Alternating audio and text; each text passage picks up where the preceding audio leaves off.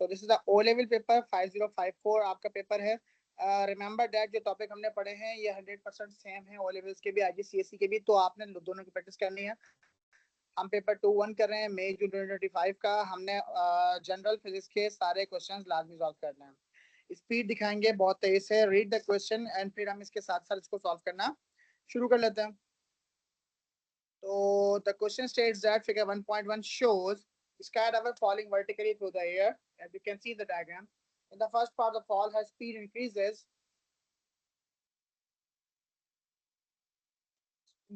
and the acceleration decreases. Speed बढ़ रही है फिर भी एक्सेलरेशन डिक्रीज हो रही है. तो उसका ग्राफ कैसा बनना चाहिए ये आपके दिमाग में ऑलरेडी मैप पूरा जनरेटेड होना चाहिए लाजमी.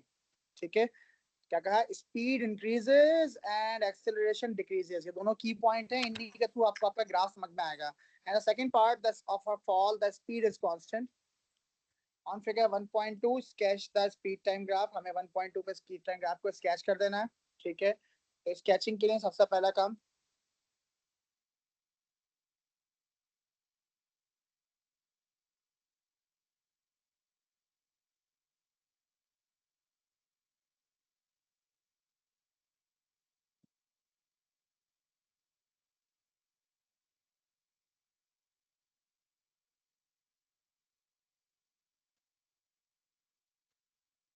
कुछ ऐसा ग्राफ ड्रॉ होगा आपका.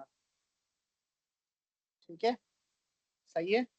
क्यों ऐसा? क्यों? क्योंकि पहले स्पीड इंक्रीज हो रही है, so you can see that speed increase हो रही है. फिर एक्सेलरेशन डिक्रीज हुई. एक्सेलरेशन डिक्रीज मतलब less increase in the speed. तो लेस इंक्रीज मतलब ये कर्व हो गई. और फिर स्पीड कांस्टेंट हो गई तो स्पीड ये कांस्टेंट हो गई. ठीक है, ऑल राइट सर लेकिन एक चीज बताएं, ये जो आपने जो बेटा. स्ट्रेट लाइन क्यों बनाई है, इसको हम थोड़ा कर्व नहीं कर सकते? क्योंकि डिक्रीजिंग एक्सेलरेशन है ना. ये रही डिक्रीजिंग एक्सेलरेशन. नहीं, ये आपने स्ट्रेट लाइन अगर मैंने नहीं बनाई, अगर मेरे को कर्व कर दिया, थोड़ा एक अच्छा कर्व करके यहाँ अच्छा पे अच्छा, मैं समझ गया फिर. आप क्यों कह रहे हैं. मैं पहले से ही आपका मतलब कहने का ये है कि मैं बिल्कुल स्टार्ट से इसको ऐसा ड्रॉ करूं, ऐसा. हाँ. ठीक है, अब आप मुझे बताओ इन दोनों लाइंस में ग्रीन और रेड में स्पीड इंक्रीज शो कर लिया आपने. कहाँ स्पीड शो की? दोनों में हो रही है ना. हाँ, देखो दोनों यहाँ भी में. स्पीड, तो दोनों बातें एक ही मेरे बच्चे, कोई फर्क नहीं पड़ता. सही है, कोई फर्क नहीं पड़ेगा उससे. समझिए. अगर आपने भाई अगर आप चाह रहे कि नहीं मेरी दोनों बातों में से गड़बड़ ना रहे, आपने क्या करना है, आपने स्ट्रेट लाइन बिल्कुल छोटी सी ड्रॉ करनी है. पहले क्या करना है, बिल्कुल बिल्कुल छोटी सी ड्रॉ कर ली स्ट्रेट लाइन. ऐसे करके ये ड्रॉ कर ली. ठीक है, अब कर्व कर दो इसको. सर क्योंकि हमें तो नहीं पता ना कि पहले एक्सेलरेशन कांस्टेंट है कि नहीं है. अभी तो कह रहा हूँ गिवन नहीं है तो दोनों पॉसिबल है, इसलिए तो कह रहा हूँ दोनों पॉसिबल है. ठीक है, इसलिए तो कह रहा हूँ कि दोनों पॉसिबल है बेटा. अगर वो कहते तो जैसा कहते वैसे करते. नहीं कहा है तो दोनों चॉइस है मेरे पास कि मैं शुरू को कांस्टेंट रखूं कि नॉन कांस्टेंट रखूं. ठीक है, स्पीड शो करनी थी ना, ये इंक्रीज हो गई, ये डिक्रीज हो गई एक्सेलरेशन, और फिर कांस्टेंट हो गई. तीनों चीजें प्रूफ हो रही हैं दोनों तरह की लाइन में. ठीक है, प्रूफ कर दी. कह रहे हैं on your graph mark one point where the speed. अब कह रहे हैं एक पॉइंट मार्क कर दें जहां आपने तभी चॉइस दी है ना, चॉइस देने की वजह से ही आपको यहाँ कह रहे हैं कि मार्क कर दें ताकि आपका ग्राफ सही प्रूफ हो जाए. Speed of the sky driver is increasing with a. तो आप भी नीचे वाले पार्ट में मार्क करते हैं, हम नीचे वाले पार्ट में मार्क कर रहे हैं बेटा, है ना भाई. तो कहाँ इंक्रीज हो रही है बेटा स्पीड? यहाँ पर, है ना. तो ये मेरा ए हो गया. और फिर क्या कह रहे हैं, and one point with speed of sky driver is constant. कहाँ स्पीड कांस्टेंट है बेटा? यहाँ पर. इजी, सही है. Describe how the graph shows the acceleration decreases as the speed increases. क्या करते हैं इसके लिए? Sir, what year is this past paper? बेटा ये है 5054 S25 QP21. ठीक है मुबाहिद. तो ग्रेडियंट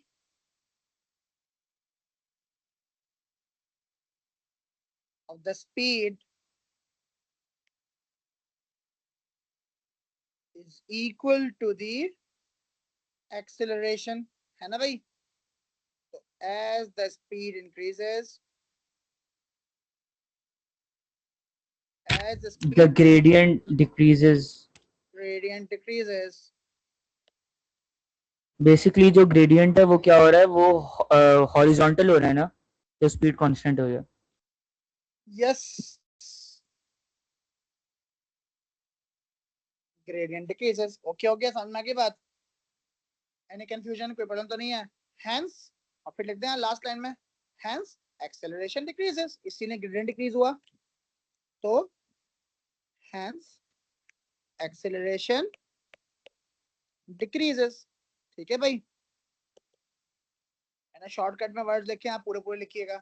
आगे बढ़ जाते हैं। During the first part of fall there is a resultant force, there is a resultant force vertical acting downwards, vertical force acting downwards, you better understand क्या कहते हैं इसको, vertical force जो नीचे की तरफ अप्लाई हो रही होती है, that's called the weight, ना, ये आपको पता होना चाहिए। then तो ये keywords मैं इसलिए हाईलाइट कर रहा हूँ, on the vertical force acting on the skydiver is her weight, जाहिर सी बात है, बता दिया उन्होंने खुद से weight है वो। इससे name of the other vertical force that act on the skydiver, तो दूसरे वर्टिकल फोर्स कौन से अप्लाई हो रही है बेटा सर एयर स्काईडाइवर पर? रेजिस्टेंस ऊपर की तरफ अप्लाई ऑब्वियसली, हो रही होगी। हम पढ़ के आए हैं बहुत दफा पीछे। तो हमारा आगे क्या आ गया बेटा, एयर रेजिस्टेंस आ गया। अगला पार्ट पढ़ते जाइए, शाबाश, नेक्स्ट शुरू कर दें। बिकॉज टर्मिनल वेलोसिटी में यही दोनों अपोजिट काम करते हैं। Explain why the resultant force eventually become zero, फिर आखिरकार ये जीरो कैसे हो गई भाई, सोचिए कौन सा? Sir, the acceleration is zero, so the resultant force is zero. Yes, absolutely right, बिल्कुल सही कहा। लेकिन ये जीरो तो हुआ, लेकिन जीरो एक्सप्रेशन जीरो क्यों हुई, why did it become zero? Sir, the forces are balanced, the weight and the yes air yes, ये resistance. This is the correct answer, this is the correct answer. ठीक है, तो air resistance, अब लिखने का तरीका सीख लीजिए साथ साथ, मैंने is directly proportional to the speed, ऐसा है कि नहीं है? है ना, पढ़ा है ना हमने, एयर रेजिस्टेंस दो चीजों के प्रोपोर्शनल, सरफेस एरिया के और स्पीड के। और यहाँ भी सरफेस एरिया तो नहीं बढ़ा उतना, पैराशूट तो अपना ओपन नहीं किया, ऐसा की बात तो नहीं लिखी है ना। तो as the speed increases, as speed कहते हैं वेलोसिटी, यानी कि सेम सिंबल होता है, ठीक है। एज स्पीड, मैं वी लिख रहा हूँ सिर्फ शॉर्टकट में, as speed increases air resistance increases, ठीक है। when the air resistance becomes equals to the weight, becomes equals to the weight, तो क्या हो जाता है, the resultant force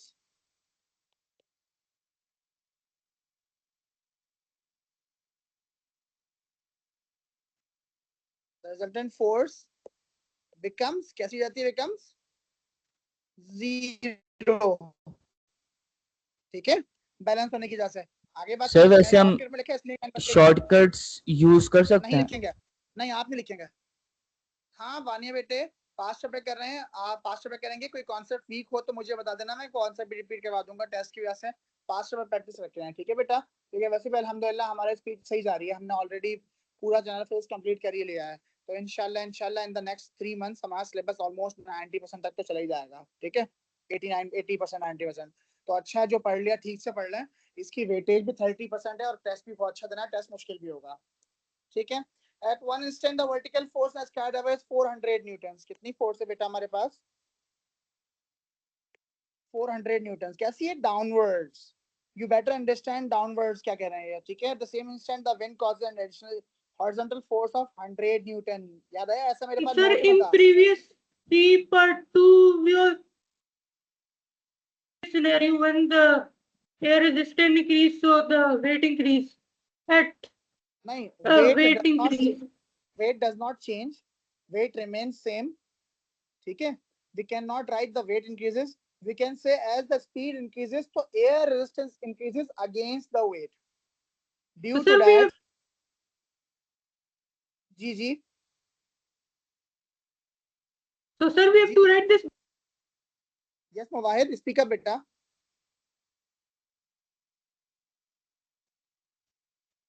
I was saying, do you have to write this beginning scenario? हाँ हाँ, obviously In this scenario, we never write about the weight increase because the weight does not increase. Weight is just due to the gravitational pull onto the mass. So that's why the weight does not increase. It is acceleration due to the gravity. The weight depends on the acceleration due to the gravity. But yes, we can say the air resistance increases. Due to what? Due to the increase in the speed.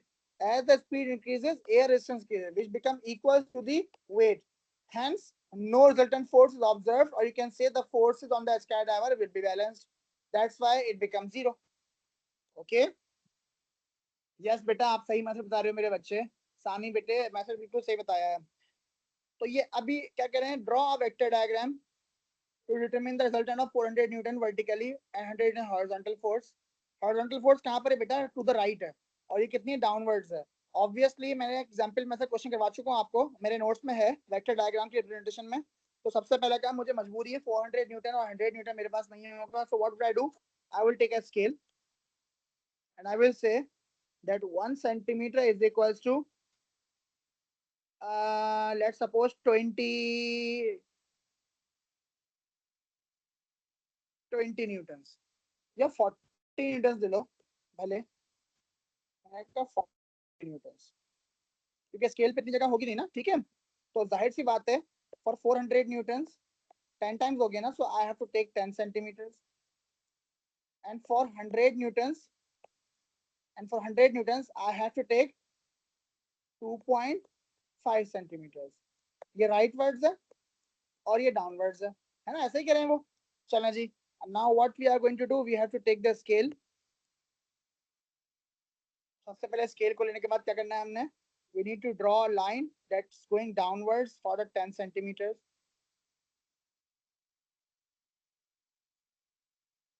That's going downwards 10 centimeters.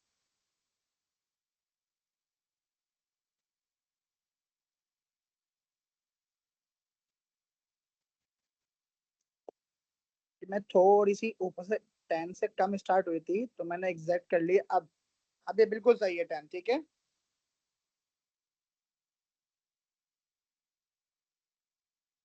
हाँ बिल्कुल ठीक है. ठीक है, downwards है तो आपने arrow लाजमी इंडिकेट करना है. ये इंपॉर्टेंट चीज है सारी ना, जो मैंने एरो बनाया है ये लाजमी आपके पास होना ही चाहिए. रिप्रेजेंटिंग कितनी फोर्स है बेटा? 400 न्यूटन है. ठीक है, आपने इस पे 10 सेंटीमीटर नहीं लिखना है. अगर 10 सेंटीमीटर लेट सपोज लिख भी रहे हैं तो लिखें 10 centimetre is equals to 400 newton, ऐसे करके लिखेंगे लाजमी. समझ में आ गई मेरी बात? ठीक है, और उसके बाद आपने कितना सेंटीमीटर? 2.5 सेंटीमीटर. तो 0 लेके आएंगे, पहले ये 0 रखा है इस एच पे.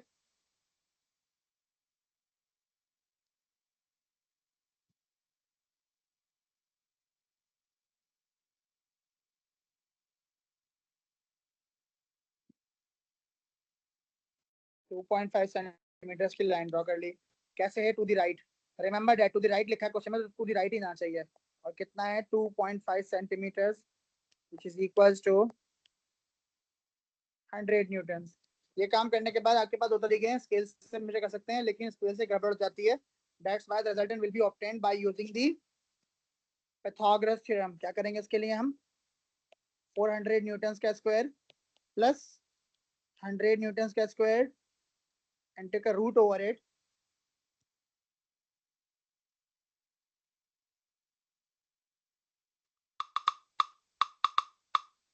कितना आ गया? 22.36. यही आ रहा है आपके पास भी? 22.36 सबके पास.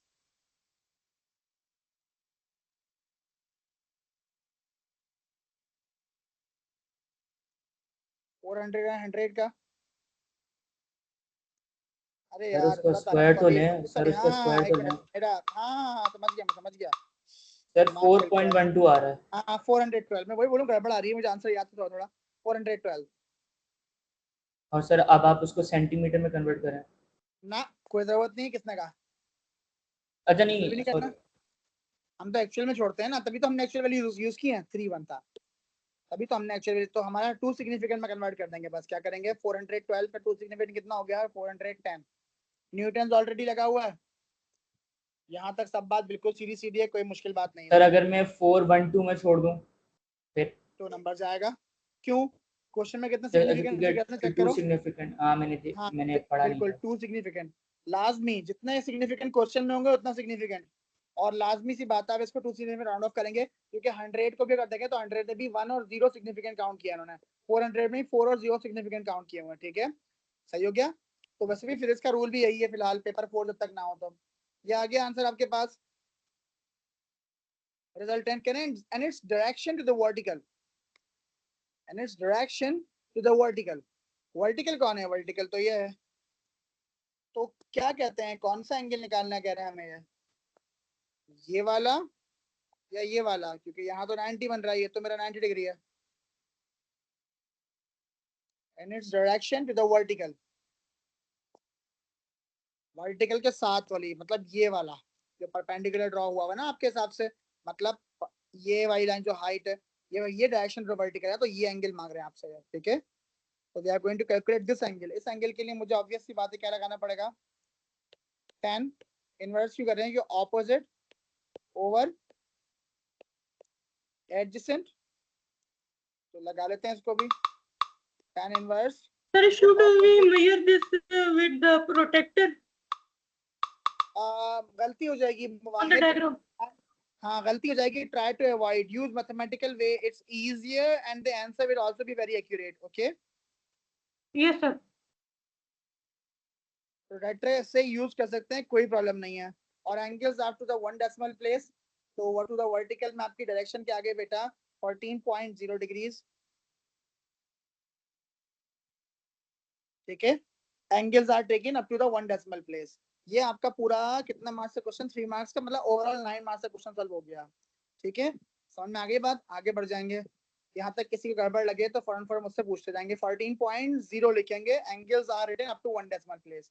थोड़ा सा हाई ऑर्डर क्वेश्चन आ गया हमारे पास, state the principle of moments, moments की प्रिंसिपल क्या होता है भाई, हाँ भाई, अगर याद है तो बहुत अच्छी बात है, याद नहीं है तो मेरा देखते हैं क्या लिख रहा हूँ मैं, याद होना चाहिए वैसे।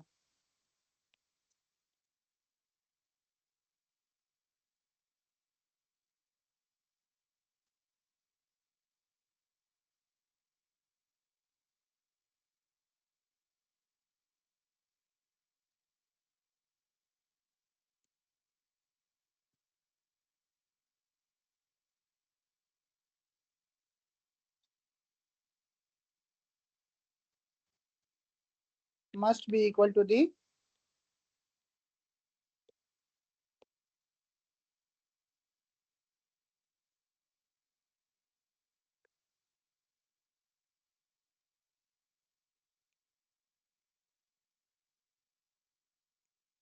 anti-clockwise, ठीक है बेटा। ये for system to be balance, ये इतनी बात लिखने का 1 मार्क है, और बाकी पूरे लॉ को लिखने का 1 मार्क है, तब जाके 2 मार्क्स बनते हैं, ठीक है। 14.0 बेटा, राइट, 14.0, देखो हमने क्या लगाया, tan का इनवर्स 100 ओवर 400, ऑपोजिट अपन एडजेसेंट, ऑपोजिट क्यों, एंगल के सामने ऑपोजिट होता है, तो 100 over 400, okay.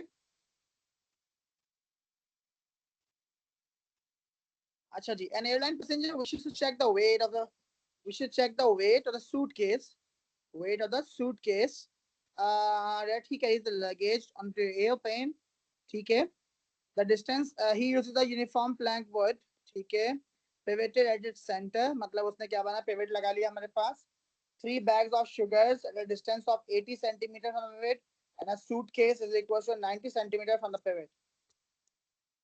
The plank is balanced with a suitcase on one side of pivot and 3 bags of sugar that is of each 2 kg mass on the other side, ठीक है जी। The distances are shown in the figure 2.1, ठीक है। क्या कह रहा, weight of 1 bag, हाँ जी, weight calculate करने का formula W is equals to mg, formula स्किप नहीं करना है, भले आसान फॉर्मूला हो, फॉर्मूला स्किप नहीं करना है, फॉर्मूला लाजमी लिखना है, ठीक है, याद रखिएगा ये बात।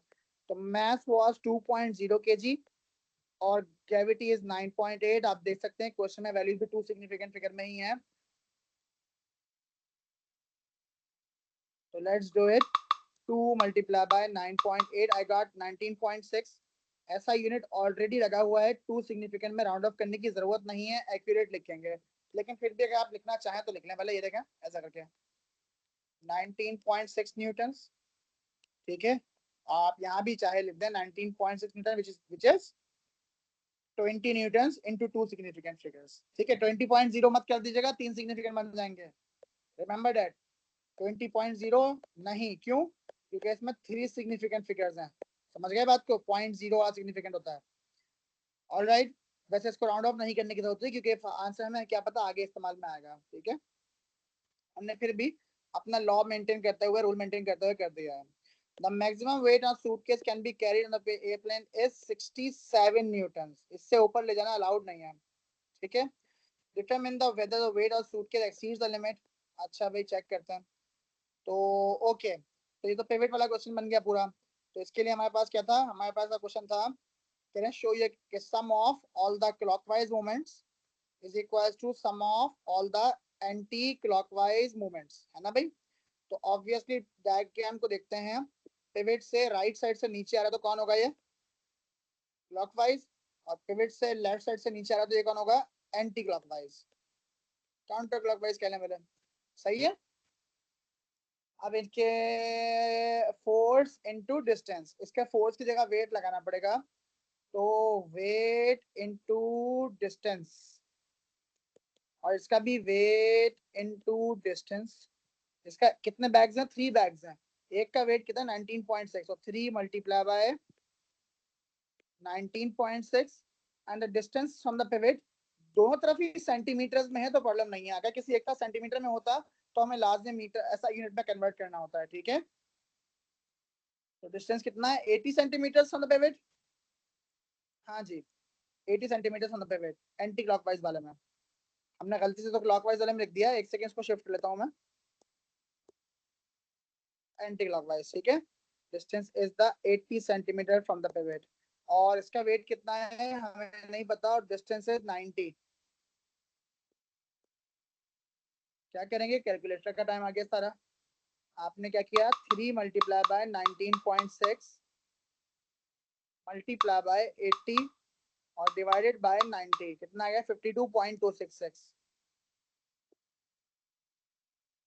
So weight that we have got is 52.266। हाँ जी, तो 267 Newton. It doesn't exceed 67 Newton, बढ़ तो नहीं रहा ना उससे, है ना? It doesn't exceed. तो कह रहे हैं स्टेटमेंट लिख दें आप, कह रहे हैं show your answer in calculation और डिटरमिन वेदर द, तो हम क्या बोलेंगे? तो ये एक्सीड नहीं कर रहा, तो we are going to write the weight of the bag of the suitcase is, the weight of the suitcase is 53, around 52.3 newtons.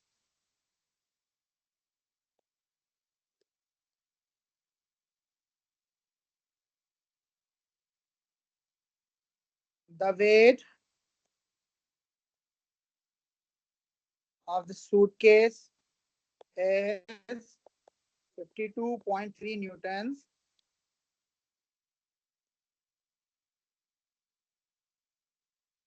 It doesn't exceed the limit.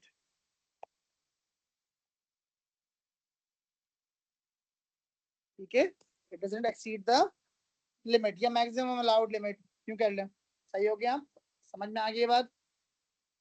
हाँ, आगे बढ़ जाएं। अब ये क्वेश्चन जरा ट्रिकी है, इसमें ज्यादा दिमाग ज्यादा लगाना पड़ेगा। क्वेश्चन में कह रहे हैं, इसी का पार्ट है, a tall bus is tested for the stability, shows the bus on a slope, steepness है, स्टीपर है, horizontal नहीं है, स्टीपर है। ठीक है, the center of gravity to the bus is marked, कहाँ पर है? ये रही। ठीक है, what is meant by the center of gravity of the object? आपने नोट किया टॉपिक कौन सा है? मूवमेंट्स का, और ऑब्वियस सी बात है उसी का पार्ट है, तो उन्होंने उठा के सेंटर ऑफ ग्रेविटी भी उसके साथ ही दे दिया। क्या लिखेंगे? सेंटर ऑफ ग्रेविटी क्या होता है? A point where the whole weight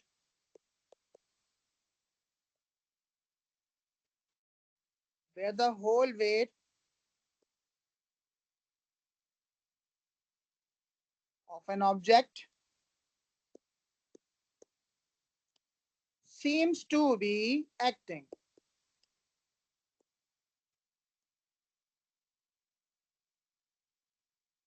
ठीक है, where the whole weight seems to be acting. यहाँ तक बात समझ में आ जाती है तो वेल एंड गुड, नहीं आया तो मुझसे पूछ लिया क्या क्या लिखा है।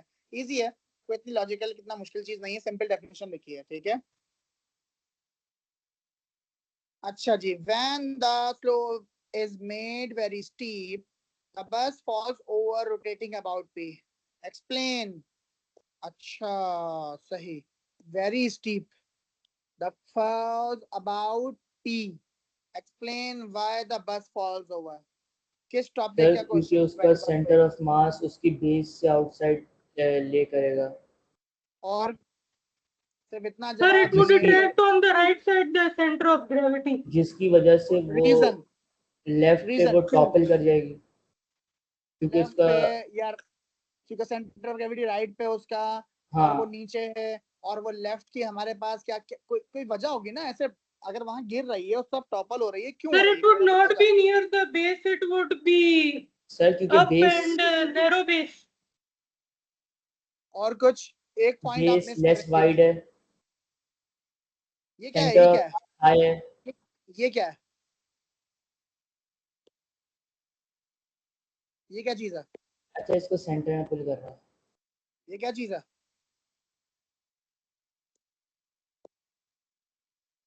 पिवट है। पिवट में क्या होता है?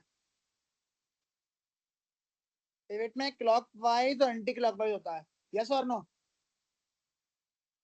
तो आपको सेंटर ऑफ मास से कॉन्सेप्ट को किससे कनेक्ट करना है? किससे कनेक्ट करेंगे आप लोग? पिवट की कॉन्सेप्ट से कनेक्ट करेंगे, ठीक है। पिवट का कॉन्सेप्ट मतलब, पिवट का कॉन्सेप्ट मतलब किससे कनेक्ट करेंगे? क्लॉकवाइज और एंटी क्लॉकवाइज मूवमेंट से कनेक्ट करेंगे। सही है, समझ में आ रही है मेरी बात? तो ये सवाल में यही गेम है कि आपने क्या देखना है, you must be able to connect this statement which they are asking you to solve. There you will be writing the answer with respect to the center of mass and movements at the same time. Center of mass and movements at the same time. कैसे? देखिए जरा कैसे, मैं लिखता हूँ class का answer. तो इसकी मार्किंग सेंटर, स्कीम हम एक दफा देख सकते हैं। एक सेकेंड रुक जाओ, मैं आंसर लिख लूं फिर आपको दिखाता हूँ मेरे बच्चे, ठीक है। पूरे क्वेश्चन दिखा देंगे। The centre of the gravity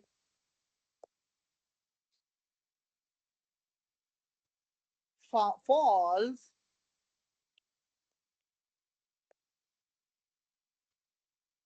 to the left of P due to that the weight of the bus। अभी आंसर देख लो फिर आंसर आखिर से मैच करता है, ठीक है। The wait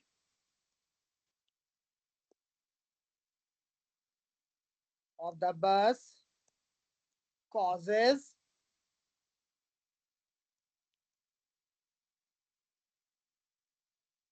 anti-clockwise movements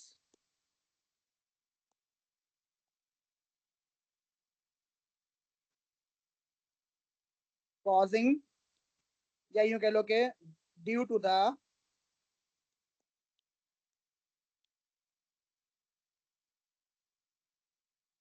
movement या टर्निंग इफेक्ट, जो चाहे कह लो, turning due to the moments या टर्निंग इफेक्ट्स, ठीक है। देखिए भाई, अब आपको इसके एमएस दिखाते हैं। कौन सा पेपर था? 2-1 था ना? हाँ भाई 2-1 है। एक सेकंड दीजिएगा, ये रही एमएस। क्वेश्चन नंबर 2 था, if I am not wrong.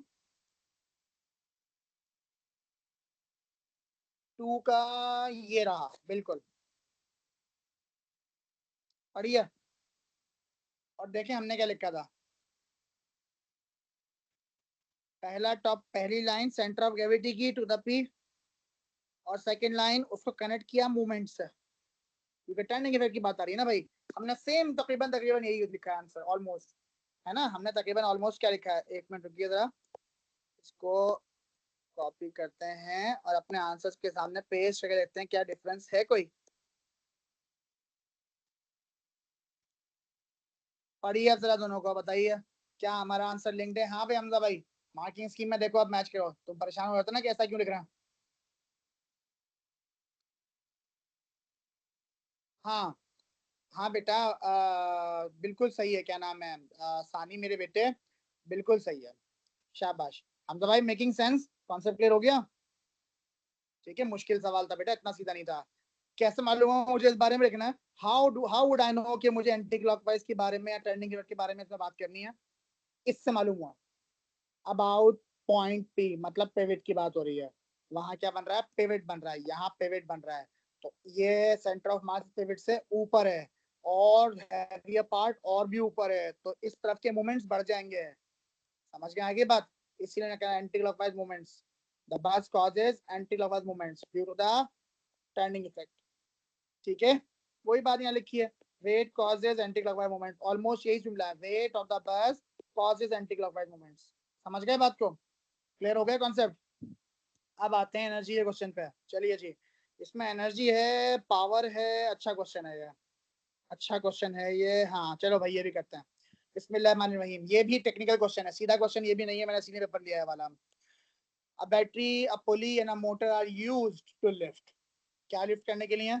A load is shown in figure 3.1, बिल्कुल सही है, शो हो रहा है हमारे पास। Describe the energy transfer, describe the transfers between energy stores that occur as the load is lifted। अब ये है प्रोग्रामिंग वाला क्वेश्चन, पूरा प्रोग्राम करना पड़ेगा आपको, सोचना पड़ेगा बैठ के कि पहले क्या लगा हुआ है, फिर क्या लगा हुआ है, फिर क्या लगा हुआ है। तो बेटा सबसे पहले इसमें अटैच क्या चीज हुई है? What's the first component that has been attached to this system?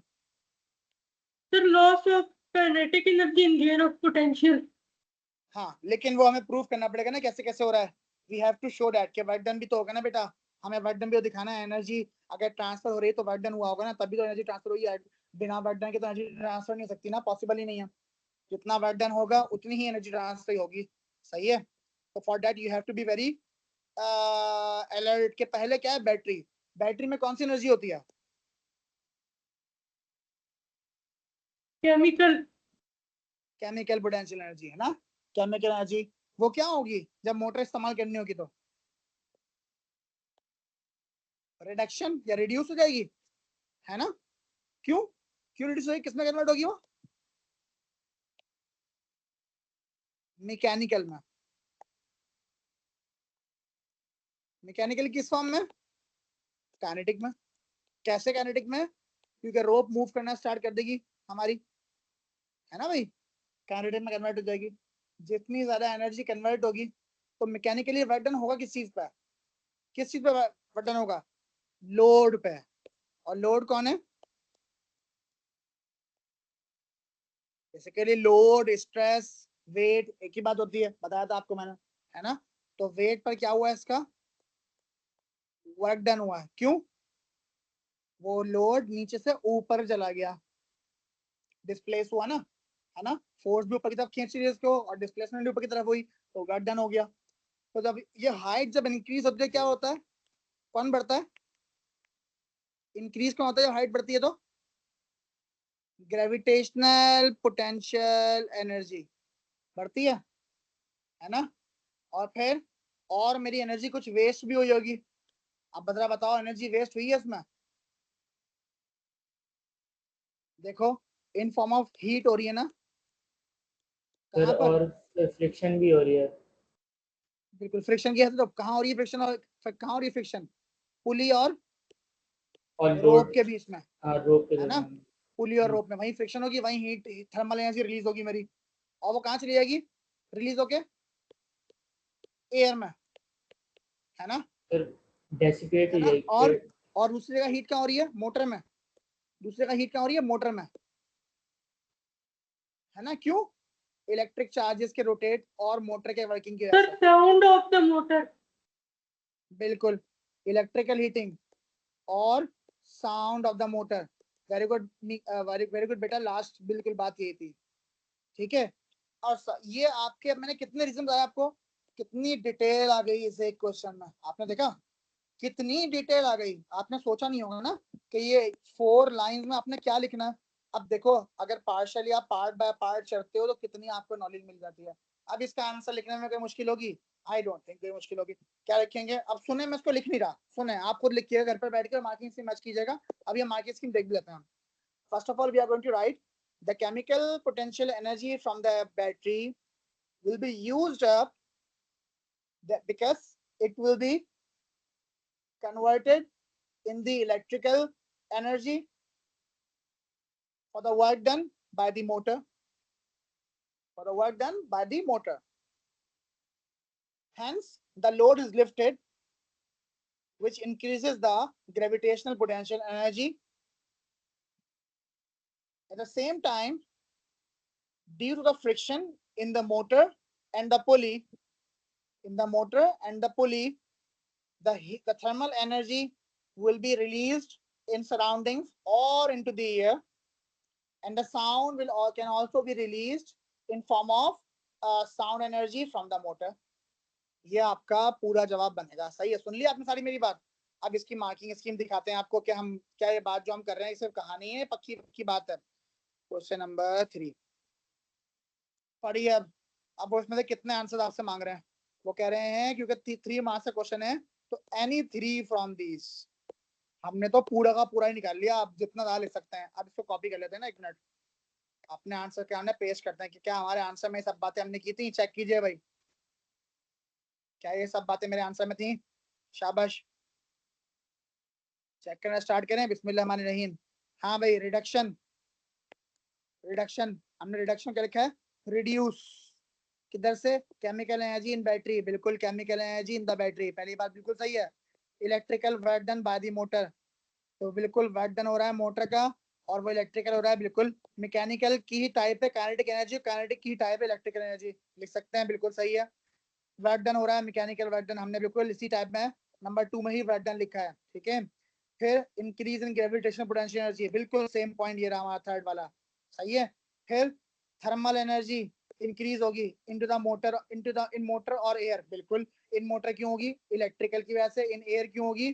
Surrounding में हीट रिलीज होगी। और इलेक्ट्रिकल हीटिंग बाय करंट, बिल्कुल हमने लिखा था इलेक्ट्रिकल हीटिंग भी होगी, और साउंड भी लिख दिया हमने। समझ में आया कि आंसर कैसे मैच हो रहा है? तो ये काम, ये चालाकी आपको दिखानी है लाजमी, कि इतनी डिटेल में आप जाके देखेंगे तब जाके आपको समझ में आएगा। यहाँ 3 रीजन मांग रहे हैं, आप इसमें कोई भी 3 लॉजिकल कॉन्सेप्ट्स भी लिख देंगे पूरे प्रोसीजर को सही से बताते हुए, तो भी आपका काम बन जाएगा। ठीक है, सिर्फ 3, तब भी आपका काम बन जाएगा। ठीक हो गया बेटा? कट कर दें इसको यहाँ से। अब चलिए जी, अब आते हैं पार्ट बी पे। कह रहे हैं the efficiency the motor pulley and the load system is less then 100। दिमाग लगाएं, लेस देन 100 क्यों हो गया? सोचना स्टार्ट करते हैं, अभी सोचने का टाइम शुरू हो गया आपका। सवाल बाद में पढ़िएगा आगे। लेस देन 100 क्यों हुआ? जल्दी बताइए, शाबाश, सोच के। कैसे हो गया लेस देन 100? सर फ्रिक्शन की वजह से हीट रिलीज हो रही है, एनर्जी हीट में कन्वर्ट हो रही है, कहाँ डेसिपेट रिलीज हो रही है? सराउंडिंग, हाँ, तो इन एनर्जी कहाँ द कन्वर्ट? सराउंडिंग। सराउंडिंग मतलब थर्मल एनर्जी, एनर्जी बिल्कुल बिल्कुल एनर्जी डिसिपेशन हो रही है, मतलब डिसिपेट हो रही है ना। इसका मतलब आउटपुट जो है वो कम है और इनपुट मेरा ज्यादा था। इसका मतलब यही हो गया ना, वो कह रहे हैं ना, है ना। और देखो नेक्स्ट टाइम वो क्या भी रहे हैं, by comparing the input and useful output energy explain why the efficiency is less then 100। क्यों भाई लेस देन 100 क्यों गई है?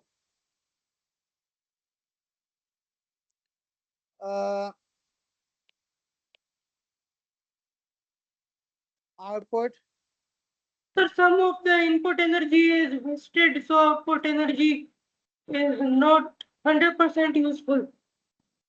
बिल्कुल, output energy is less than the input energy as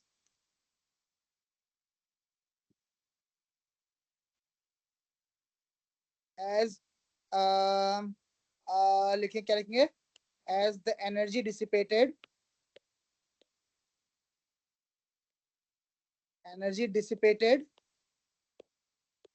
in As noise surrounding and heat. in form of, किस form में हुई है? इन फॉर्म ऑफ हीट या थर्मल एनर्जी। ठीक है, ऐसा है क्वेश्चन का रीजन नहीं होता, पता नहीं यहाँ पे है कि नहीं, मुझे मैं देखा नहीं है, नोट कर लेते हैं। 1 मिनट रुके। पेपर 2-1 हाँ नहीं है रीजन, खाली कह रहे हैं यूजफुल और output is less then input. तो रीजन आपने खुद की, बहुत सारे रीजन है ना, रीजन एक नहीं है। तो हमने डिसिपेट लिखा है भाई, क्या पता कोई डिसिपेटेड वाला कॉन्सेप्ट ना लिखे, वो कोई फ्रिक्शन वाला कॉन्सेप्ट लिख दे। ठीक है, तब भी वेस्ट तो साउंडिंग में हो रही है, आंसर उसका भी ठीक होगा बेटा। सही है। Explain how the principle of conservation of energy applies in lifting the load. हाँ भाई, कैसे अप्लाई हो रहा है? लॉस इन के ही gain in gravitational potential energy, मगर दोनों जो एनर्जी का जो सम होगा वो हमारी कांस्टेंट होगा। हमारी मेन एनर्जी सोर्स कौन थी यहाँ पर? सर हाँ केमिकल एनर्जी। वो, हाँ तो उसका नाम किस चीज में स्टोर थी वो? दैट सर पोटेंशियल एनर्जी, नहीं नहीं, हाँ पोटेंशियल। Potential, potential. बिल्कुल, आप चाहे तो लिख दें, यहाँ लिख दें, ऐसे आंसर में पोटेंशियल मेंशन कर दें। Potential energy from the battery is converted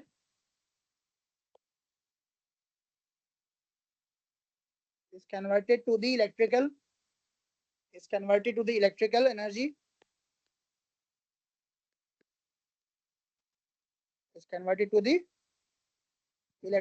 क्या करने के लिए? वर्धन करने के लिए। वर्धन कैसे होता? लोड को लिफ्ट करने के लिए, to lift the load. Load था ना, क्या था ऊपर? लोड था, हाँ लोड है, टू लिफ्ट द लोड, है ना?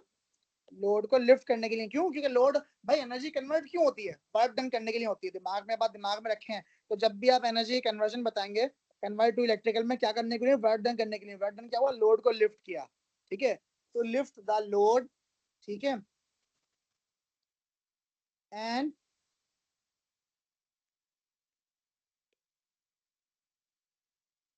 And thermal energy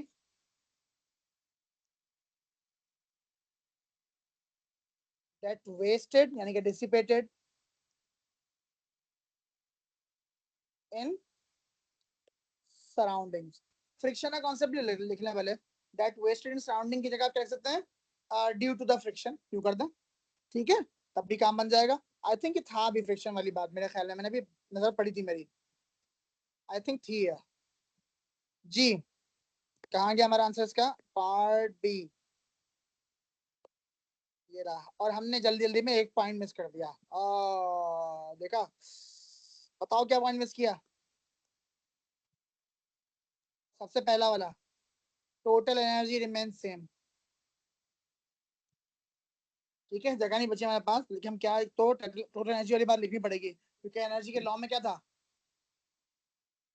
the total energy of the system remains same. तो ये बात लिखनी पड़ेगी, हमने जल्दी जल्दी में नहीं लिखी। बट द, सर अगर वो सिर्फ लोड की बात करता है तो फिर हम लोग काइनेटिक और ग्रेविटेशनल पोटेंशियल एनर्जी के बारे में लिखते हैं, मगर अभी लिफ्टिंग द लोड के बारे में कह रहा है, तो क्योंकि फिर हम हाँ लोग तभी था, फिर हम तब लोग हमने फिर बैटरी से लिंक करेंगे। शाबाश, बिल्कुल इसीलिए किया, लिंक ही इसलिए किया, ठीक हो गया बात। अच्छा, आपने नोट किया यहाँ एक मार्क ऊपर वाली लाइन को लिखने का है खाली, इस वाली बात को लिखने का 1 नंबर है। तो हमने जितना कुछ भी लिखा था, हम ये वाली बात भूल गए थे अभी ना, कि टोटल एनर्जी तो मेंशन ही नहीं किया, तो हमारा 1 नंबर हमें कम मिलता, हमें 1 मिलता है इसमें। इतनी सारी बात करने के बावजूद भी सिर्फ 1 मिलता। सही है, ये बात याद रखिएगा, मार्किंग स्कीम का मतलब ये होता है, ठीक है? ताकि आपको इस तरह कंफर्म हो जाए। अब करें हैं, the input power the motor is 15 watts. कितनी वॉट्स है इनपुट पावर? ठीक है भाई, पावर इनपुट 15 वॉट्स, ठीक है? The motor is used for 20 seconds.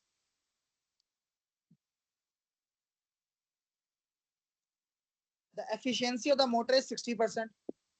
The efficiency of the motor is 60%, ठीक है भाई, एफिशिएंसी मिल गई। अब देखते हैं मांग क्या रहे, पावर मांग रहे हैं, एनर्जी मांग रहा है, तो क्या कह रहे हैं? Calculate the energy supply to the system. You already know कि अगर मुझे एनर्जी सप्लाई चाहिए तो मुझे पावर से काम नहीं चलेगा, मुझे एनर्जी ही चाहिए इसके लिए, है ना? तो इनपुट एनर्जी नहीं है मेरे पास, आउटपुट कह लो, इनपुट इनपुट पावर कितनी है? 15 वॉट्स। तो power is equal to energy transferred per second.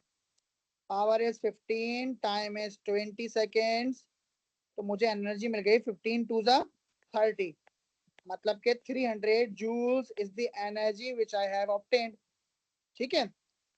अच्छा जी, आप कह रहे हैं calculate the efficiency is equal to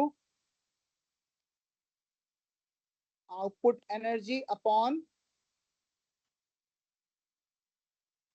input energy multiply by 100। Formula स्किप नहीं करना, याद रखिएगा, मैं बार बार बोल रहा हूँ इसी वजह से कि फॉर्मूला स्किप आपने नहीं करना है, ठीक हो गई बात? कुछ भी हो जाए, भले ही आपको फॉर्मूला याद हो कि ना हो, सही है? अच्छा जी, अब इनपुट पावर तो मिल गई, इनपुट एनर्जी आउटपुट एनर्जी नहीं पता है ना, उससे हमने इनपुट एनर्जी तो निकाल ली। कैसे कैसे इनपुट है, इनपुट कैसे भाई है, क्योंकि बेटा पावर इनपुट से एनर्जी भी तो इनपुट ही मिलेगी, चाहो तो मेंशन कर लो एनर्जी इनपुट, ठीक है। तो ये आ गया 60%, एनर्जी इनपुट आ गई 300 जूल्स, आउटपुट हमको नहीं पता, ठीक है, और मल्टीप्लाई बाय 100, तो 2 0 कैंसिल, 3 6 18, मतलब 180 जूल्स। ये लीजिए, आपको एनर्जी आपकी मालूम हो गई। अब जरा इस क्वेश्चन को देख के बताएं, ये इतना सीधा क्वेश्चन नहीं था। पहले पावर के थ्रू एनर्जी इनपुट निकाला और गौर किया कि अगर ये एनर्जी इनपुट गिवन है तो एनर्जी इनपुट ही निकलेगी, पावर इनपुट गिवन है तो एनर्जी इनपुट ही निकलेगी। जब ये काम हो गया उसके बाद जाके हमने फॉर्मूला अप्लाई किया है, तो वो भी मुझे कैसे मालूम हुआ, जब मैंने डेटा को specifically clear neat and clean अपने पास लिखना स्टार्ट किया कि मेरे पास क्या क्या चीजें गिवन है। तो मेरे पास पावर गिवन था, टाइम गिवन था, फिर पावर और टाइम से मैंने एनर्जी इनपुट निकाल लिया। एनर्जी इनपुट निकालने से मुझे फायदा क्या हुआ, मुझे मालूम हो गया कि अब मैं फॉर्मूला लगाने के काबिल हो गया हूँ, मेरा फॉर्मूला मुझे आराम से लग जाएगा। लगा लिया फॉर्मूला हमने, सिंप्लीफाई किया वैल्यूज को, और तब जाके हमारे क्वेश्चन की वैल्यूज क्या आ गई, 180 जूल्स। ठीक है, ओके हो गई बात। कुछ मुश्किल यहाँ तक कुछ ऐसा समझ में नहीं आया तो प्लीज मीटिंग चैट में लिख कर पूछ लीजिए। सही है, ओके हो गया। अच्छा जी, ये अभी हमने नहीं पढ़ा, थर्मल में पढ़ेंगे। तो ये पेपर तो हमारा हो गया पूरा। पेपर फॉरवर्ड करूँ क्या? हाँ, नहीं, ये कर दूं? चलो कर देता हूँ, भेज रहा हूँ मैं, चेक कर लेना, ठीक है। प्रैक्टिस के लिए तो हमने पढ़ ही लिया पूरा, अगर कोई ऐसी चीज हो जाए जो बाद में आपको पढ़ना हो तो, ठीक है। I am forwarding it to you people. अब आते हैं पेपर 2 में, इसमें आ गए पेपर 2 में। A ball is dropped by the side of a vertical scale that is marked in centimeters. ये पेपर 2 में आ गए हैं, ठीक है। सेम कोड है, वही कोड है, 5054 S25 QP22 आ गया ये, ठीक है, 22, बस यही डिफरेंस है, बाकी सब कुछ सेम सेम। अच्छा जी, कह रहे हैं ball is drop by side of vertical scale that is marked in centimetre, the video is recording of the fall show the position of the ball and the scale after every 10 seconds, 0.1 seconds. The distance of ball falls is shown by the position of the scale. The table shows these results. कह रहे हैं plot on figure 1.1, plot the distance time graph of the ball. हाँ भाई, plotting आ गई, कोई मुश्किल बात नहीं, आसान काम आ गया है ना। कैसा आसान आ गया, अभी बताते हैं आपको सारी वैल्यूज। जब टाइम 0 है, डिस्टेंस भी 0 है। चलो भाई प्लॉटिंग स्टार्ट करते हैं। 0 0 मिल गया। प्लॉटिंग का तरीका क्या होता है, या तो डॉट लगा के सर्किल बनाएंगे या फिर क्रॉस लगाएंगे, ठीक है। सिर्फ डॉट लगाना ये सही नहीं है, ये गलत तरीका है, ठीक है। दोनों में से कोई एक तरीका फॉलो करेंगे आप। डॉट लगा के फिर 0.1 पे 5 कहाँ आएगा, 2.5 बॉक्सेस पे यहाँ पर, ठीक है। फिर 0.2 इज 20,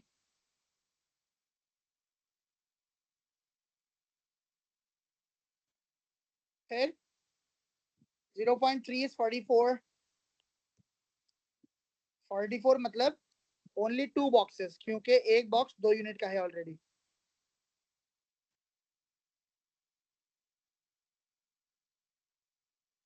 ठीक है। फिर 0.4 इज 78,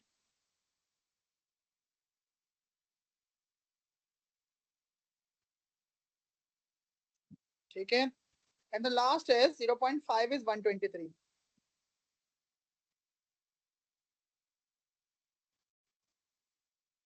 ये भी हाफ में आएगा,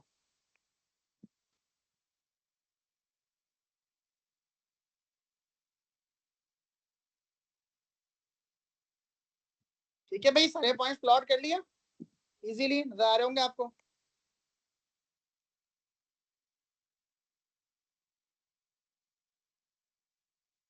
चलें जी, अब सब प्लॉट कर लिया हमने।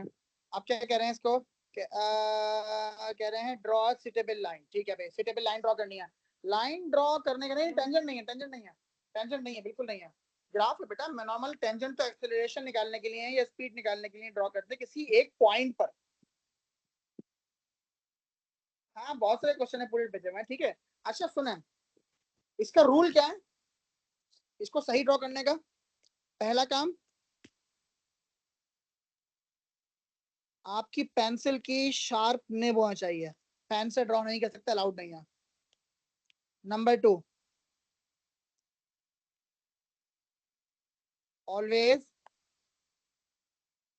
रोटेट योर रिस्ट ओनली, पूरा हाथ नहीं घुमाना, सिर्फ रिस्ट घूमेगी, ठीक है, रिस्ट, सही है। नंबर 3, रिस्ट के अलावा तीसरी बात क्या है, वो ये कि 3 या 5 टाइम्स क्या ड्रॉ करेंगे आप, फेक ड्रॉ करेंगे। क्या कहा मैंने, फेक ड्रॉ। फेक ड्रॉ मतलब हल्का हल्का ड्रॉ करके चेक करें कि सही ड्रॉ हो भी रहा है, मेरा हाथ यहाँ सही पड़ रहा है नहीं पड़ रहा।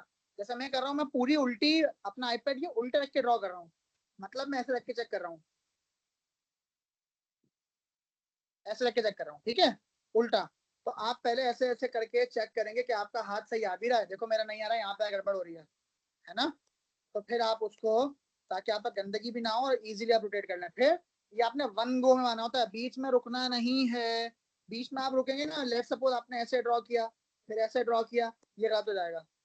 क्यों, आप गौर से देखें, इसमें यहाँ कर्व कम हो गया, यहाँ कर्व ज्यादा हो रहा है, यहाँ कर्व ज्यादा हो रहा है, बीच की भी पॉइंट कम हो जाएगा। तो ये वन गो में ड्रॉ होगा। तभी मैं कह रहा हूँ कि आपने रोटेट करनी है अपनी रिस्ट, हैंड को रोटेट नहीं करना। थोड़ा दूर से पकड़ेंगे पेंसिल को, दूर हाथ रखेंगे, हल्के हल्के 7 से 8 सेकंड में ड्रॉ होगी।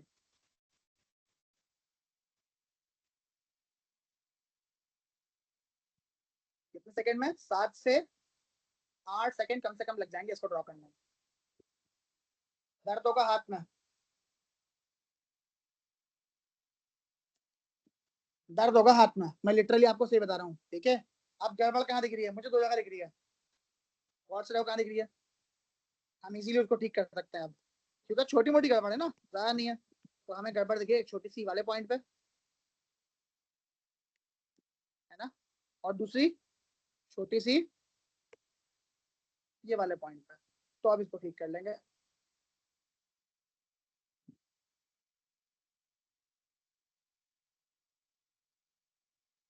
सही है, ये डबलिंग नहीं होनी चाहिए, तो इस डबलिंग का बहुत ख्याल रखना है, डबलिंग नहीं चाहिए।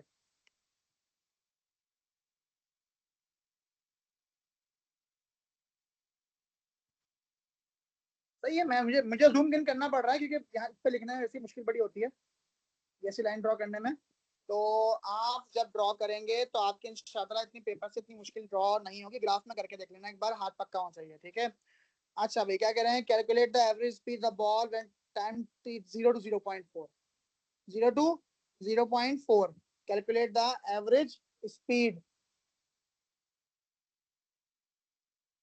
अभी ड्रॉ कर लेते हैं स्पीड, बिस्मिल्लाह, कहाँ 0 से 0.4, 0 सर डिस्टेंस अपॉन टाइम। और 0.4, 0.4 पे वैल्यू निकालें पहले कितनी आ रही है। हाँ सही कह रहे हो, ये पॉइंट मिल रहा है 0.4 पे, मतलब 78,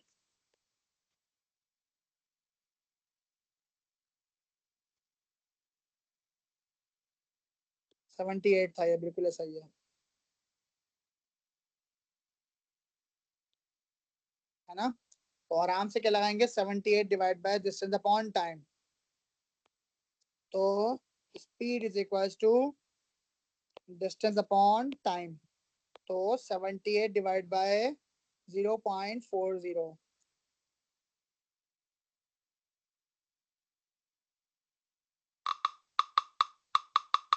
195,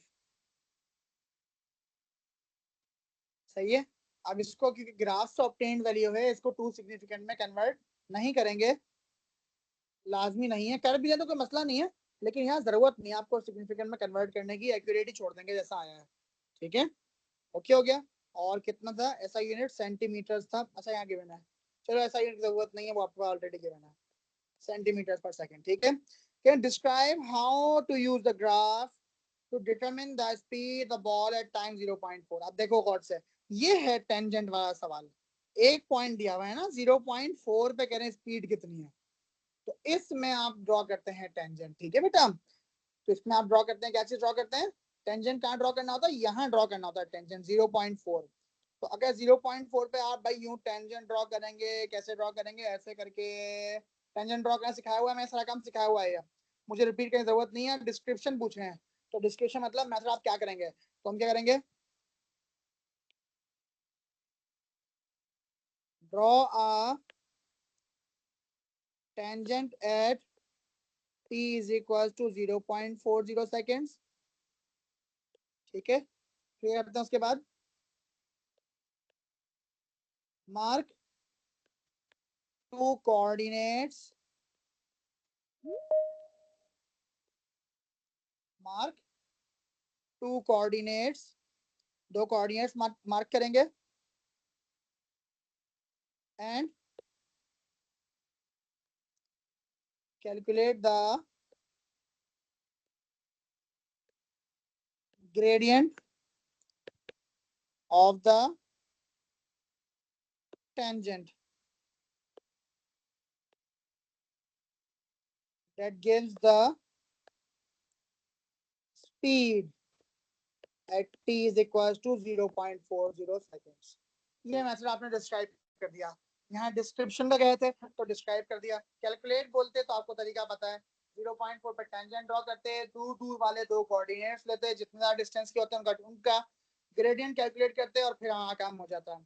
ठीक है, अच्छा भाई अब ये जरा देख लीजिए, सर ये हमने एग्जैक्ट सवाल किया हुआ है, आगे बढ़ जाए। ये वाला किया हुआ है हमने, ठीक हो गया, नहीं सर, चलो वो आज। फोर्सेस का था ना। ये तो वही है ना, नहीं ये तो रिपीट हाँ हो गया ना, वही तो सेम, हाँ वही तो सेम ये है। नहीं कर रही, ये नहीं कर रही, ये नहीं कर रही, आपको ऑलरेडी आता है ना बेटा जीरो करने वाला, अभी लास्ट वाले में किया है। अपेयरेंस ऑफ डिस्टेंस टाइम क्या बंदा, acceleration of ball is zero. कैसा अपेयरेंस होगी डिस्टेंस टाइम ग्राफ में जब एक्सेलरेशन जीरो होगी, तो सर एक स्ट्रेट लाइन होगी, स्पीड कांस्टेंट होगी। स्पीड स्पीड कांस्टेंट होगी। स्पीड कांस्टेंट कैसी होती है, तो आप यहाँ लिखेंगे कांस्टेंट ग्रेडियंट, क्या लिखेंगे, यूनिफॉर्म ग्रेडियंट, क्या लिखेंगे इसमें बेटा, सर ठीक है। Constant gradient with the straight line. हाँ, यूनिफॉर्म ग्रेडियंट या कांस्टेंट ग्रेडियंट बात एक ही होती है, ठीक है, और स्ट्रेट लाइन उसी को बोलते हैं, यूनिफॉर्म ग्रेडियंट या फिर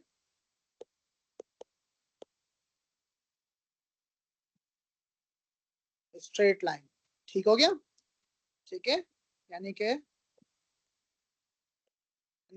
कांस्टेंट स्पीड। ठीक है, हमने साइड से बता दी है, कोई मुश्किल बात नहीं है, इजी काम बन गया। आप पॉजिटिव भी लिख सकते हैं इसको, पॉजिटिव यूनिफॉर्म ग्रेडियंट, मतलब ऐसे लाइन ऊपर जा रही होगी सिर्फ, सही है, ठीक हो गया। अच्छा जी, अब आगे पावर के क्वेश्चन पे, जरा चेक करके बता दो, जरूरत है सॉल्व करने की इसको, टेक योर टाइम, और मुझे बस 1 मिनट देना, I need to have some water, जल्दी से चेक कर लो इसको, जरूरत है मेरे बताने की, अगर नहीं है तो आगे बढ़ जाओ, अगर है तो सॉल्व कर लो C1 तक।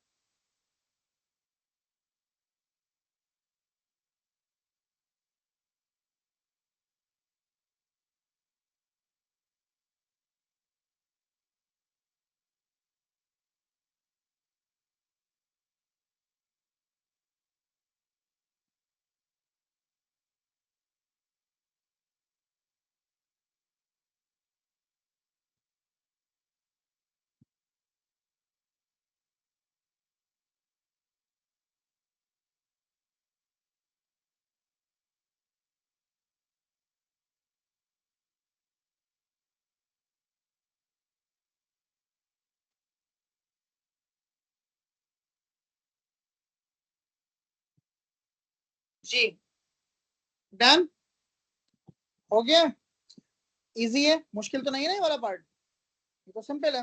Define power, rate of change of energy, और you can write rate of change of work, या रेट ऑफ वर्क डन और rate of the energy transfer, ठीक है ना।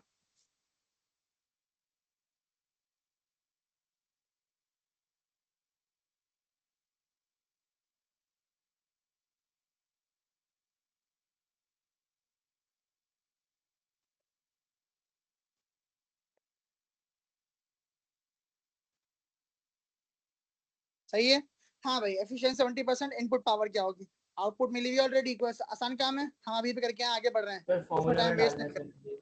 अरे कुछ भी नहीं है, put the value get the answer है, कुछ भी नहीं है। तो 600 मल्टीप्लाई बाय 100 और ये एक्स हो गया इनपुट आपका, ठीक है, इनपुट पावर, क्रॉस मल्टीप्लाई मिल जाएगा, टाइम वेस्ट नहीं कर रहे इसमें, हम आगे बढ़ रहे हैं। The forklift truck lifts a load with a mass of 50 kg through a vertical distance 2.3 meters. Vertical, अब गौर करो कौन सा वर्क डन है ये, वर्टिकल डिस्टेंस, मतलब ऐसा, तो वर्टिकल डिस्टेंस पे सर कौन सा एमजीएच, फोर्स, एमजीएच फोर्स कौन सी होगी, फोर्स होगी वेट वाली, सही है, समझ में आ रही है मेरी बात, क्योंकि वर्टिकल है ना, याद आया वेट वाला, हमने एग्जांपल्स में अपने पास नोट्स में किया था, है ना, समझ में आ गया होगा देखते ही, तो बस सॉल्व करते हैं, बिल्कुल सही बोला एमजीएच वाला। तो work done is equals to force into displacement, मतलब फोर्स इज वेट और डिस्प्लेसमेंट इज द हाइट, मतलब पोटेंशियल एनर्जी। तो 50 इंटू 9.8 इंटू 2.3, जल्दी से सॉल्व करते हैं इसको भी, 50 इंटू 9.8 इंटू सर 2.3, 1127, बस ठीक है, तुमने कर लिया, थैंक यू यार। 1127 1127, जी। ठीक है, तो ये बन गया मेरा टू सिग्निफिकेंट फिगर में, तो 1100 बन जाएगा, चलो 1130 जूल्स थ्री सिग्निफिकेंट फिगर्स में, और 1100 टू सिग्निफिकेंट फिगर्स में, सही है भाई, ओके हो गया। कह रहे हैं time taken to lift the load, time चाहिए, power is equals to energy upon time, या फिर बोलो कि भले वर्क डन अपॉन टाइम, तो वर्क डन पता है ऑलरेडी, कितना वर्क डन है 1127, टाइम मालूम करना है, पावर कितनी 600 थी ना, हाँ 600 वॉट्स, 600 साथ रख सर लेंगे, इसके अंदर हम ना यूजफुल पावर आउटपुट डालेंगे ना, इनपुट तो नहीं डालेंगे ना, क्योंकि नहीं ना, इतनी हम तो ये इतना हम आउटपुट तो स्टोर है। ये वाली डालेंगे ना, ये वाली आउटपुट वाली, ठीक है ना, yes yes 600 is equals to Sir, why are we doing the output power? To lift the load, time लगेगा आउटपुट वाली पे, टाइम इनपुट वाले पे यूज ही नहीं हो रहा होगा, है ना, Yes, sir. वेरी गुड शाबाश, फॉर्मूला स्किप नहीं करना, याद रखिएगा मेरी बात,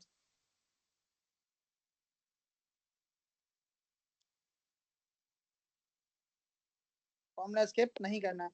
क्या हो गया भाई इसका आंसर रीअरेंज सर करके, 1.878333। हाँ 1.878, 1.878 बिल्कुल सही फरमाया आपने भाई, 1.878 सेकेंड्स, मतलब के 1.9 seconds into two significant figures, देख रहे हैं आप, गौर कर रहे हैं, मैं सारी सिग्निफिकेंट फिगर में आंसर लिख रहा हूं ताकि कोई चांस ना रहे मेरा मार्क रिड्यूस करने का उनके पास, ठीक है। चलें जी, describe how energy is transferred thermal energy as the load is lifted by the fork lift, हाँ भाई, sir friction, work done against, और फ्रिक्शन कहाँ हो रही है इसमें बतानी पड़ेगी ना, फ्रिक्शन कहाँ हो रही है, सर वो उसमें होनी ना।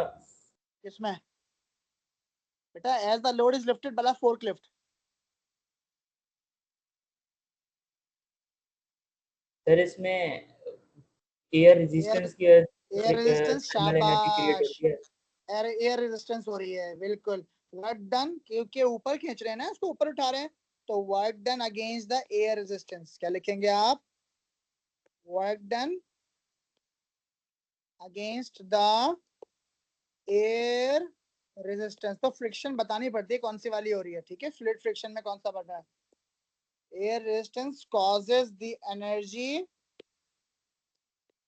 To be lost as Sir, किस फॉर्म में, should we refer to motor? We में, वी में refer to Mo- motor as well, बिल्कुल बिल्कुल बिल्कुल कर सकते हैं मोटर, कोई प्रॉब्लम नहीं है, ठीक है, और बाद the engine of the forklift ये भी लिख सकते हैं, सही है।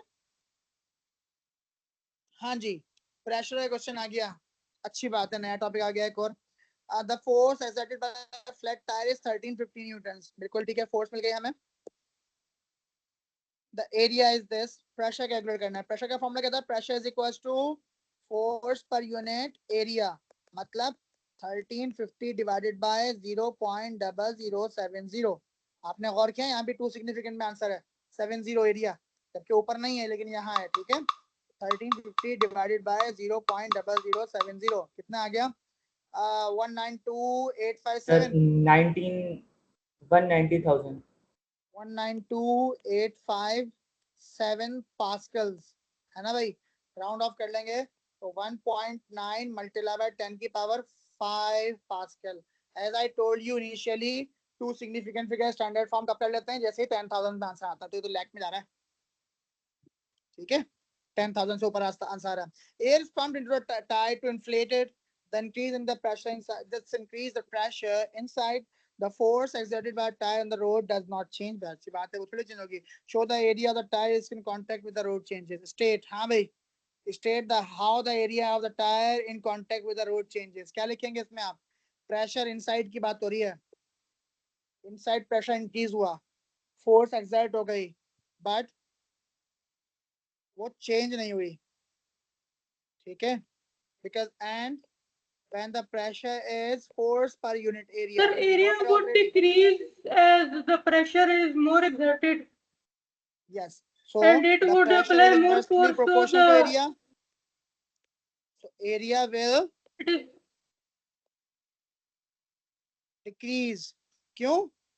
Because as the pressure is inversely proportional to the area. Pressure बढ़ा, pressure बढ़ते ही area reduce हो गया।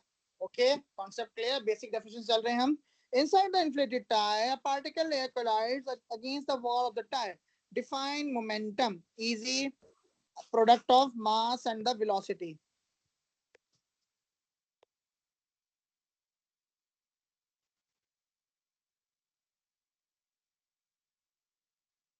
ठीक है, using idea about momentum, explain why there force the wall of the tire as the particle collides with it. हाँ भाई, ये मेरी wall आ गई, पूरा कॉन्सेप्ट प्रेशर का इस एक क्वेश्चन में रिपीट हो जाएगा। ये ऐसे पार्टिकल्स आके टकरा रहे हैं, क्यों टकरा रहे हैं भाई? क्या वजह टकराने की? और टकरा रहे हैं तो क्या हो रहा है? मोमेंटम के थ्रू बताना है। मोमेंटम मतलब उसका मास और इसकी स्पीड में चेंज, सॉरी मास कह रहा हूँ, स्पीड में चेंज आना, है ना? ये मेरे मॉलिक्यूल्स आया और टकराया, और टकरा के वापस क्या होगा? वापस भी जाएगा, है ना भाई? टकराएगा और वापस जाएगा। सो सोच रहे हैं इसके जवाब आप लोग, मैं लिख के दिखा रहा हूँ तक। Sir, it collide more, so there is more change in the momentum. As the particle collides with the walls. हाँ सही कह रहे हो मुवाहिद, सही कह रहे हो। With the walls किससे? walls किसकी? टायर की। With the walls और टायर, तो टोटल तो ना मोमेंटम चेंज होगा, मोमेंटम चेंज होगा, वो स्पीड तो ये कम कह हो रहे हैं, जाएगी, वो कह रहे हैं मोमेंटम चेंज होगा, लेकिन नहीं ना, देखते हैं ना अभी। तो पहले बताओ, जब ये जाके टकराएगा तो चेंज इन मोमेंटम क्या था? चेंज इन मोमेंटम क्या था? अच्छा बताओ। इम्पल्स था, फोर्स इनटू टाइम। कुछ याद आया? याद आया? Sir, more particle collide with the tire, so more force. More force, ये वाली बात। ठीक है, और अगर फोर्स के लिए हम सब्जेक्ट बनाएंगे तो लिखेंगे force is the change in momentum divided by the total taken time by the particle to collide with the walls of the tyre. ठीक है, तो सबसे पहले चेंज क्या होगा? मोमेंटम चेंज कैसे हो रहा है? आप लोगों ने दो बातें बताई, एक बात नहीं बताई। मोमेंटम वेक्टर क्वांटिटी है, डायरेक्शन चेंज होगी पार्टिकल की या नहीं होगी? है ना? अगर ये नहीं बताएंगे आपका एक नंबर गया। अभी मार्किंग स्कीम भी देख लेंगे इसकी। As the direction changes, direction, और डायरेक्शन चेंज होगी तो Yes, क्या sir, होगा? I was also wondering if we have to write the direction change as well. सबसे इंपॉर्टेंट डायरेक्शन। क्यों? डायरेक्शन, स्पीड चेंज हो नहीं हो, डायरेक्शन चेंज होगी तो वेलोसिटी तो चेंज हो ही जाएगी ना, है ना भाई? वेक्टर क्वांटिटी है ना। As the direction changes this causes a change in velocity. Mass तो चेंज नहीं होता, और वेलोसिटी चेंज होगी तो मोमेंटम चेंज होगा। मास इनटू वेलोसिटी फॉर्मूला होता है मोमेंटम का। हेंस आपको समझ में आया? मैंने पूरा क्वेश्चन डायरेक्शन डिपेंडेंट रखा है, तो आप जब मोमेंटम की बात आएगी तो डायरेक्शन डिपेंडेंट क्वेश्चन रखेंगे पार्टिकल के लिए। ठीक है, hence the hence the momentum changes. ठीक है, ठीक हो गया. और this and this change in momentum results in a force. जगह नहीं है मेरे पास, मैं लिख देता हूं.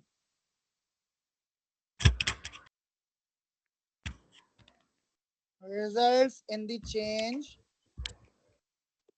of the, आप लिखिए ना पेन से, आपका पूरा आएगा.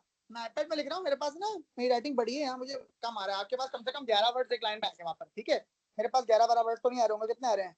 1 2 3 4 5 6 7 8 9. हाँ, तो आपके पास 2 वर्ड 3 वर्ड तो आ जाएंगे एक लाइन में कम से कम भी. तो आपके पास ये स्पेस कम नहीं पड़ेगी. और अल्लाह ना करे स्पेस कम पड़ भी जाए ना भाई, आप घुसा के आंसर लिख देना, कोई फर्क नहीं पड़ता.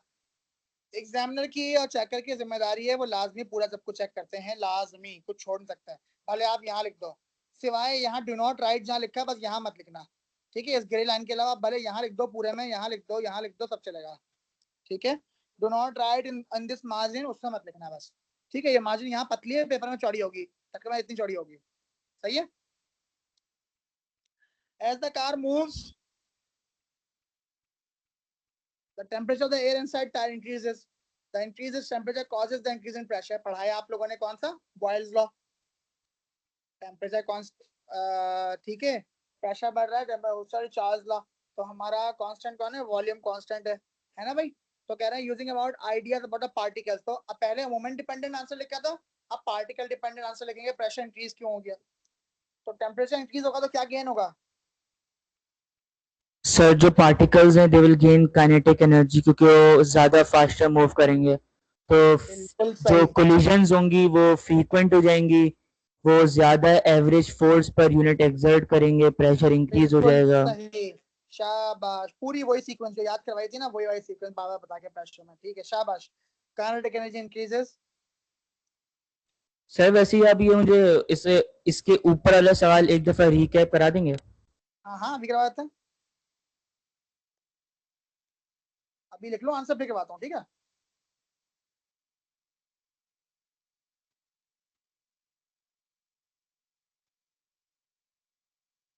ये पहली बात हो Sir, गई. मैं this दो is बता दिया. Charles law. यस, ये केमिस्ट्री में नाम है, फिजिक्स में इसका नाम नहीं आएगा. ठीक है, कॉन्सेप्ट तो आएगा ही.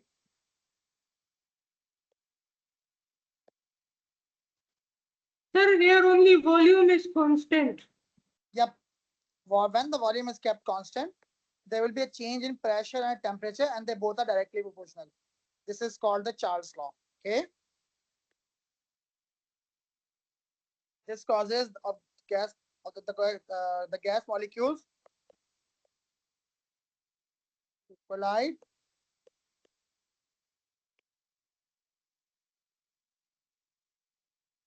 more frequently, results in more force applied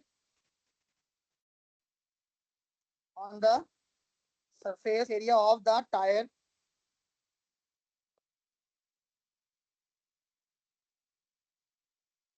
that increases the pressure. समझ में आ गया कैसा क्वेश्चन आता है? देखा आपको जो नोट्स में पढ़ा था, डिट्टो सेम वैसी चीजें आई नहीं है, एग्जैक्ट सेम. हमजा भाई कहते हैं मोमेंटम के बारे में बताना है आपने, कि यूजिंग आइडियाज अबाउट मोमेंटम. अब पहले मोमेंटम के बारे में सोचो. मोमेंटम क्या होता है? Momentum is the product of mass and velocity.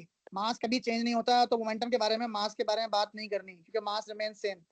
Velocity के बारे में बात करेंगे. वेलोसिटी कब चेंज होती है? याद करो. एक जब डायरेक्शन चेंज होती है, जब डायरेक्शन और चेंज होती है और जब या उसका मैग्नीट्यूड चेंज मैग्नीट्यूड होता है. चेंज हो जाएगा. ठीक है, तो मैग्नीट्यूड चेंज कब होगा? जब उस पर अप्लाइड फोर्स चेंज होगी.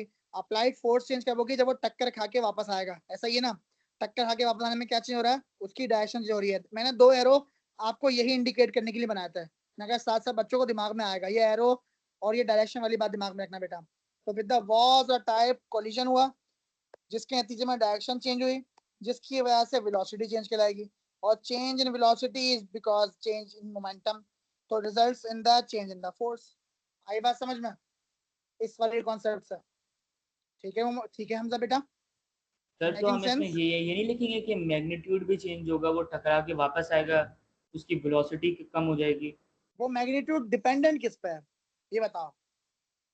जो मैग्नीट्यूड चेंज हो रहा है वो फोर्स का हो रहा है ना, फोर्स का।